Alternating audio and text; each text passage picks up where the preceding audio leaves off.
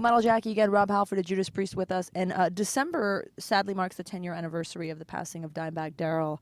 Do you have a favorite memory of meeting Dimebag? Well, I always tell this story, and it's probably the strongest one. In 1990, I think it was, when we were rehearsing for the Painkiller tour up in Canada. I was in my hotel in Toronto watching a show up there called Much Music. Not sure if it's still on. I turned in and I saw this guy in a British Steel shirt, you know, talking about metal and talking about his band Pantera.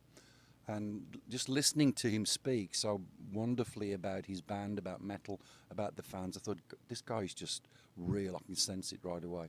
So I called up Much Music and I said, is that guy still there? And they go, yeah. I said, would you mind asking him to wait? Because I'll be there in 5 minutes. I just walked around the block. And we met for the first time and we hit it off instantly. And that night they were playing at a little club somewhere in Toronto. And I went and jammed a couple of Priest songs with them. And I thought, this band is going to be huge.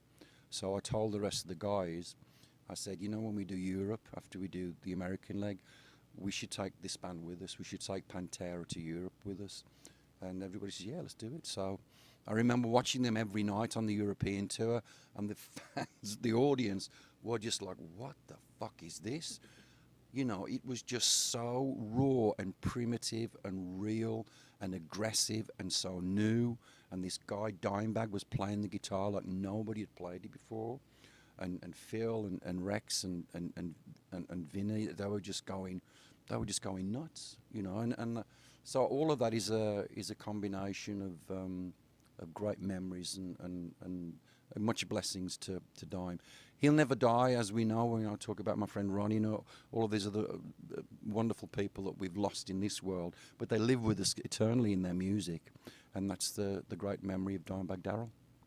And I think people talk about all the time all these great musicians that we've lost, and the imagery of, you know, Dio and you know, Peter Steele and like Dimebag and Paul Gray and all these guys all in some band, you know, in the afterlife together. It would be a pretty amazing metal band, I think. I think so. Yeah, I mean, you and I have touched on that level about some of my own personal self-beliefs. I feel very strongly about that, and I can't wait to get up there and start screaming.